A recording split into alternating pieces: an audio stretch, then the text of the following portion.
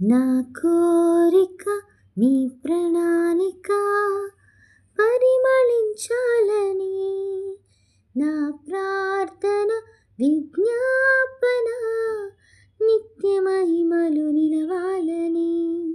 నా కోరిక నీ ప్రణాళిక పరిమళించాలని, నా ప్రార్థన విజ్ఞాపన నిత్య మహిమలు నిలవాలని.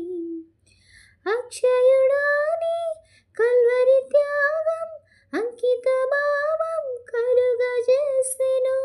ఆశల వాకిలి తెరచినావు, అనురాగ వర్షం కురిపించినావు.